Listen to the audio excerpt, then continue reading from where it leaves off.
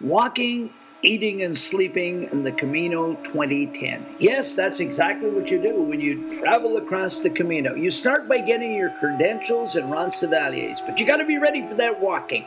Eating's pretty easy, so the walking, you might want to do some training. When I did my training, I had to be very careful because the RCMP weren't too inspired at me hiking along the highway to White Rock. Now, this training is very important, although the hike can be fairly easy, particularly in the early stretches as you have the easy downhill as you leave the Pyrenees. You're walking through beautiful trees and beautiful lanes. One of the things you want to do on this walking, eating, and sleeping is getting up early in the morning. It's important, in my opinion, to be up before the sun. And if you're going to be up before the sun, you want to make sure that you have a headlamp.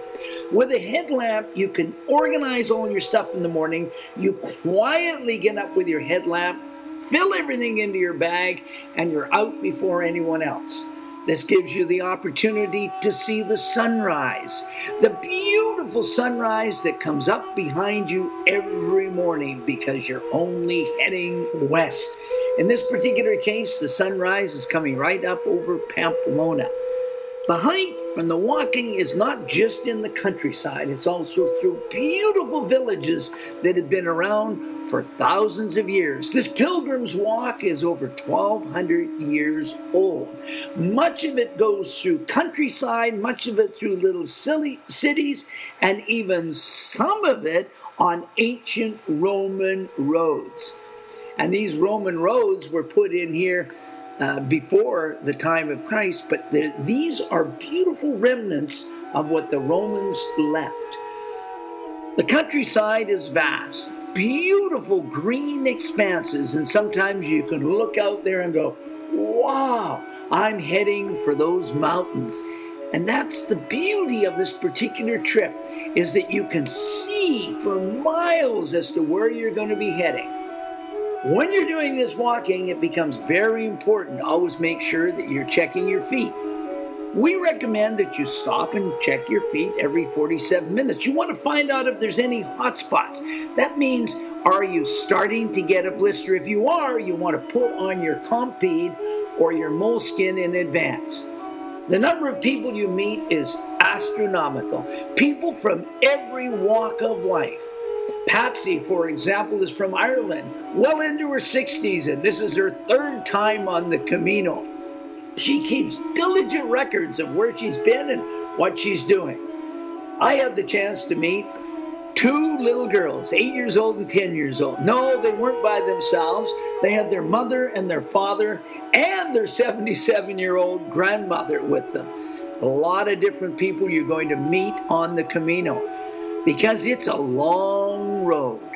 When I say a long road, this is a great example of it. And you look out and you go, wow, I'm going to travel that distance. But what's even more important is you'll often look back and say, wow, did I cover all of that? When you're doing that walking, you want to make sure that you planned in advance for your first early morning coffee break, which usually comes in at about 8 or 10 kilometers. At the same time, you want to make sure that you packed a lunch so that you can stop for your lunch break. Or you may want to even stop fairly early for this lunch break, where you make up the sandwiches the night before. Yeah, unfortunately, in Spain, you tend to only get the white bread, but it really tastes good when you've been out there hiking for quite some time. Sometimes you're going to meet people and have a picnic. And these people very thoughtfully brought bottles of wine. You sit down and you talk to the people, you enjoy the company, and have beautiful picnics along the Camino. The Pilgrim's Meal was established by Franco when he was the dictator of Spain. He decreed that there will be a pilgrim's meal in every community, 7 to 10 euros, and that meal will have a set menu.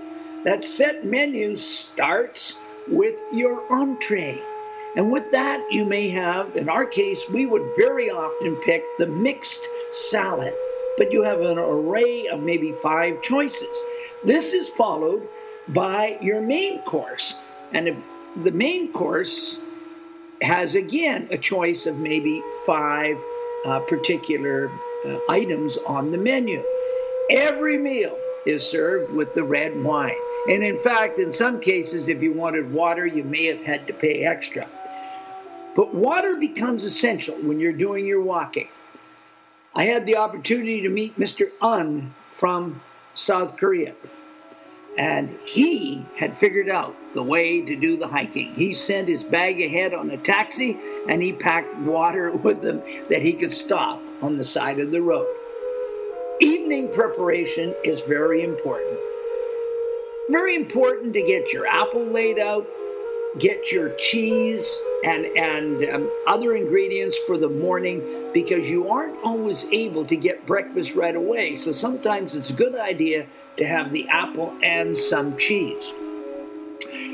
Another great idea is to make sure that you have an upper bunk. But in some cases, you're going to get that lower bunk. Then it becomes absolutely essential to make sure you have your eye shades. In this case, Patricia made sure that she had an iPod. But in some cases, you want to make sure you have earplugs. Why would you want that? Because there's going to be a lot of friends that you have in these dormitories, and some of these people may be snoring. It's community living at its best.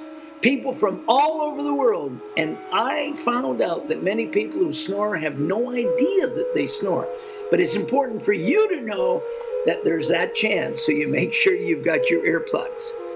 One of the luxury spots that we stopped at, there were 3 beds in this room, and 1 for Victor, 1 for Patricia, and 1 for Boyan. And this was the only heated room in this particular bed and breakfast. When you're walking, you may want to hook up with what we call the executive travel.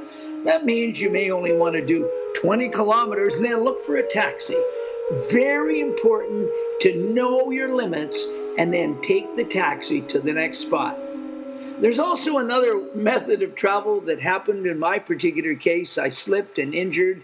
I tore my plantaris and strained my hamstring, and then had to come back in a wheelchair. But I'm ready for next year. 2011, I plan to be there with a trailer. And with that trailer, I can take a few extra things in my backpack. Normally, when you're packing things on your back, you only want 18 to 20 pounds. This way, I can put a few more things in, and in fact, I can take things for friends. So my question is, are you ready to join me in 2011? Because I'm going back to the Camino to finish my 800 kilometers.